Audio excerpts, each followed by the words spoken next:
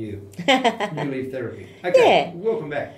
Yeah, so over at New Leaf Natural Therapies, we do all sorts of things, sort of thinking about the stuff we've been chatting about today.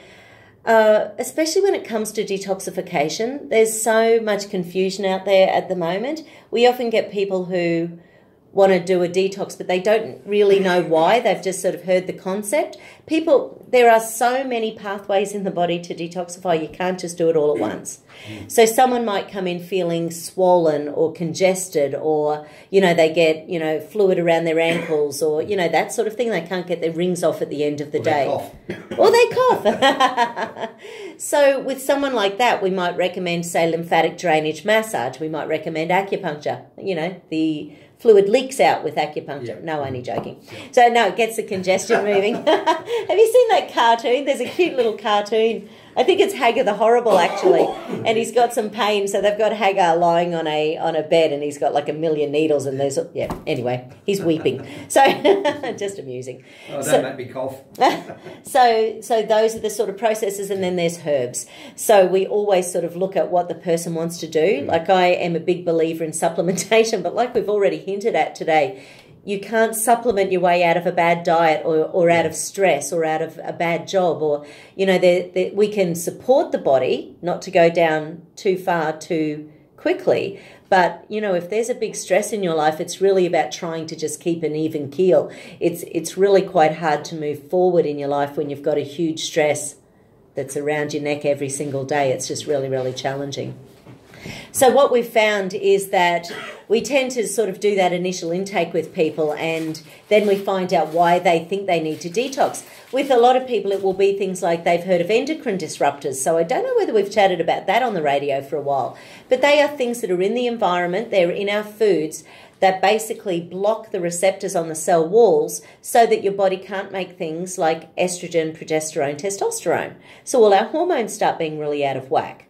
So as women, let's face it, it makes us a mess once a month. With guys, they don't even notice until, the libido's gone, or, the energy's really through the floor or something like that. So it's quite different, obviously, with men and women. Let's face it, we are two different species, and we respond to things really, really differently. So once we start working with people with what they actually want to detoxify, some people think they might detoxify and then magically lose weight, and that does happen with a very small proportion of people, but honestly, in my 22 years experience, we're probably talking maybe 5 or 10% of people are lucky enough to have that happen, because once we've had toxins in the system for a long time, you then have to wake up the metabolism, you have to wake up the digestive systems, you have to wake up the energy molecules in the body as well. So, these 3-day detoxes, 7-day detoxes, 12-day detoxes can be a nice little kickstart, but really it's not enough to do a whole bunch of magic. And I know out there on TV and radio and everything, you hear these things that are supposed to be magic, and if we're lucky, we will be one of those people who get that magical response, but generally the body's a lot more complicated than that. Well, methylation, like that MTHFR we were looking at, that process of methylation happens 1 billion times every second in our body. Wow. We are not talking a small thing. We're talking every cell, and we've got trillions of cells, so we're talking every cell of the body has to detoxify all day, every day. It's just too complex to understand, isn't it? It really is. Yeah. And this is why stress is such a huge thing. And stress hormones can be activated by a poor diet. Stress hormones can be activated by a structural imbalance. If you're not standing up straight, if you are, leaning over a table in a bad angle every day, if you've got, RSI from something you're doing at work every day, these things also release cortisol. Anything that releases cortisol, adrenaline, noradrenaline, stress hormones will shut down your digestion. So you don't digest things as easily. How often do you see, when you were working, how often did you see people just not sitting down and relaxing at lunchtime? Oh, for sure. Yeah. We did it ourselves. We're, pardon me, just too busy. Virtually stood there and ate a sandwich or whatever you have in your plate. Yeah. Yeah, you're right. And then get back to work because we were very busy in those days. Yeah. Whereas and it's different here, being a radio announcer or sitting behind a microphone like this, you can't really eat apart from a little cough lolly that I've got in my mouth Yeah, yeah. at the moment. But then you sort of finish off, then you go and grab your meal, and at least you can sit down. Yeah. And I know a lot of people, you know, especially when there's been that sort of job, and I think this is where weight issues can start. If you've been in a job where you are just working your fingers to the bone all day, every day, and you get your little 5-minute break and you want to make sure you stuff down as much food as possible in a 5-minute, once again, what are we doing? You know, we're losing 35% of our digestion instantly by not seeing, smelling, touching, loving our meal. And how often, you know, you're not. You're sort of scoffing it down. You're answering a phone call. You're chatting to a colleague. You know, and you still have to fit in the loo before you get back to your desk. You know, it's not an easy thing to do. So what's the alternative? You know, if we've all got busy lives, what's the alternative? I think preparation, so at least you're eating something healthy for lunch. You can't rely on canteens and things like that. And if you've got coffee shops around the area and they don't supply something that's healthy, you've just got to get more organised. Yeah. You know, you can't blame it on the fact that the reason I have a hot pie and a hot dog for lunch every day is because that's all they have. Take something else. Get out of bed 10 minutes earlier. Exactly. It's not that hard. Make sure you cook a little bit extra at night time so you've got some nice home-cooked meal left over. So what do you love cooking? I love cooking curries, pastas and all that sort of thing. And I do always cook a little bit more so that in a little box I can bring it in, put it in a little microwave in there, heat it up, and that's a nice little meal. But not a lot. I don't scoff a big meal at lunch. Yeah. But, just little leftovers and, especially this time of the year, the winter, perfect. Yeah, absolutely. And I think it's about organisation. Once again, if we're talking tiredness, you can't skimp on your food because as soon as you're tired and then you're going to the easy things like carbohydrates and sugars, you're actually lowering your long-term energy because you know, we talk about, in naturopathic circles, white bread, it's like chewing gum bread. It creates this slimy mucus in the gut lining that basically is oxidized mucus that can stop our digestive juices from being released once again. So these are the sort of things that you can do specific detoxification processes for.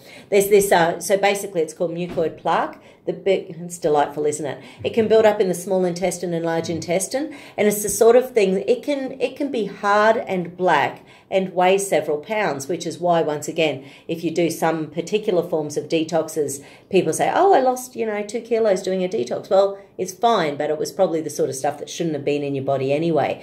But if we don't start clearing that sort of thing out of people's bodies, they're not going to release the enzymes. They're going to have fungus, candida, bacteria sitting in behind this slimy mucoid plaque.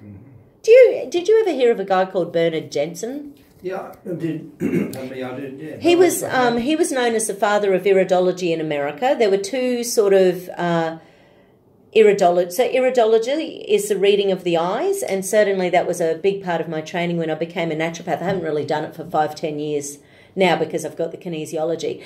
But at the time I used it hugely. And Bernard Jensen, he not only believed in the reading of the eyes, so the theory is that there is areas that relate to the kidneys, the liver, the lungs, the heart, the brain. And quite often if someone's telling me something, I might grab my torch and have a quick look because it just gives me a quick little indication of what might be going on. So, for example, if someone's starting to get Alzheimer's and dementia, there's something called a sclera ring.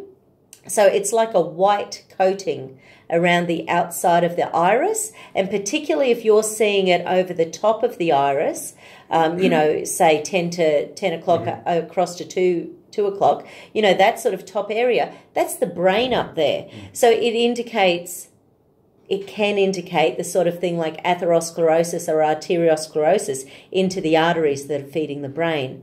So once again, it's not going to be a quick fix reversing anything like that. That's a long, slow, hideous process. It's not an easy process. And it's about activating that stuff because it's like breaking down concrete that's built up in the little capillaries that go to your brain. This is not an easy task. So it takes time, it takes energy, it takes effort. But, things can happen. So anyway, Bernard Jensen, he spent 30 years sort of doing a lot of bowel detoxing. That was one of his big areas. In fact, he started recommending everyone get colonic irrigations and enemas and all sorts of things like that, which was all the rage, 20, 30 years ago. And anyway, so he would find that people's irises would change after he went through these huge bowel detox processes, because so the pupils is the black part in the middle of the eyes. Just outside that is the digestive tract. Wow. So therefore, if that digestive tract is looking really white, it can indicate hyperacidity. So everything's fermenting in the gut and it's creating real fermentation and acidity. So people will be getting reflux, heartburn, that sort of thing a lot of the time. If people have got white fluffy spots around the outside of the coloured area of the eyes, then that's basically lymphatic congestion.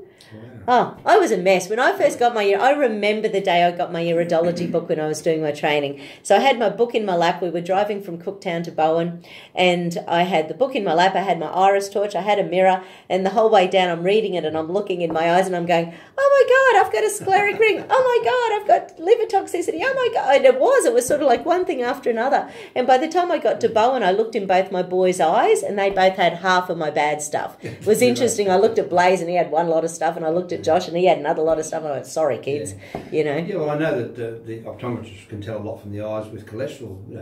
Yes. Because they tell you we do a cholesterol test. Yes. So I do know that. Yeah. No, the eyes, they're really quite amazing. And good iridologists, it's not a huge thing in naturopathic colleges these days. It's so people are more lucky if they studied that at the time. And like I say, because we have kinesiology, which does a very similar thing, we can find imbalances. I'll just clear 2 little commitments here. We'll come back and wrap it up. Beautiful. As we head towards the midday news. So back in just a moment with Madonna Guy. Our beautiful Bayside.